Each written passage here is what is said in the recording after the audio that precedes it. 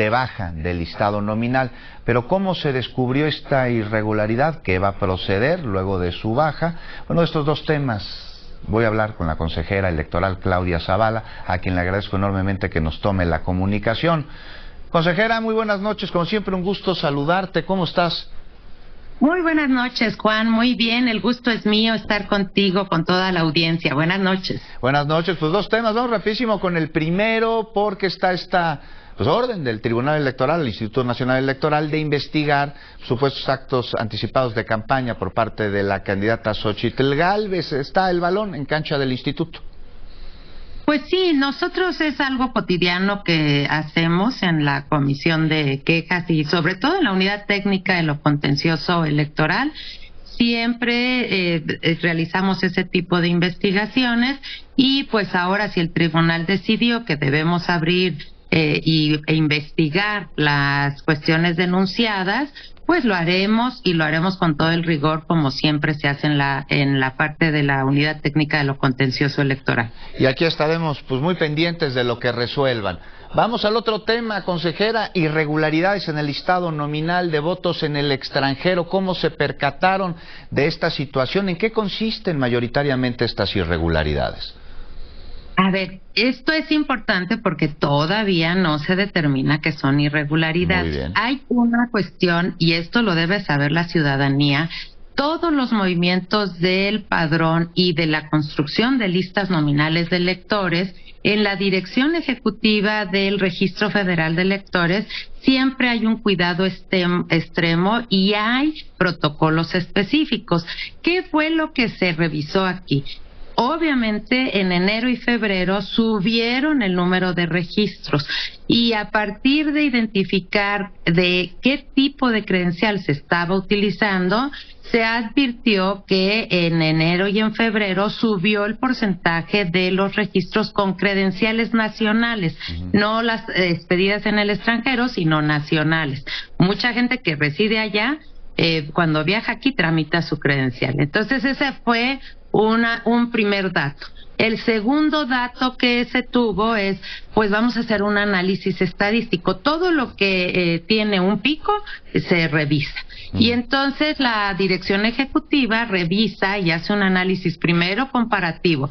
¿Cómo fue en 2018? Y encontramos un panorama similar a el incremento de solicitudes con credencial nacional. Y esto se debe, como todo, cuando está venciendo el plazo para los registros, pues acude un mayor número de personas. Así pasó también en México. Y el segundo dato que vieron y que analizaron también fue estadístico. Vamos a ver y a revisar los IPs de donde provinieron esos registros para ver si encontramos alguna concentración atípica, que de un solo IP se hayan registrado varias personas, etcétera, etcétera. También ese análisis se hizo y de ahí es algo muy importante. Se revisaron más de 198,000 registros y de ellos el 3.2%, que son un poco más de 6,300 registros, se encontraron que ocurrieron en territorio nacional. La siguiente fase de revisión es acudir a una verificación de campo. Y en esta verificación de campo se procede a hacer la revisión de los domicilios asentados en estas actas para verificar personalmente con este personal del instituto qué es lo que sucedió, si las personas se registraron para votar desde el extranjero o no. Y en esa revisión ahorita estamos, en esa revisión de campo.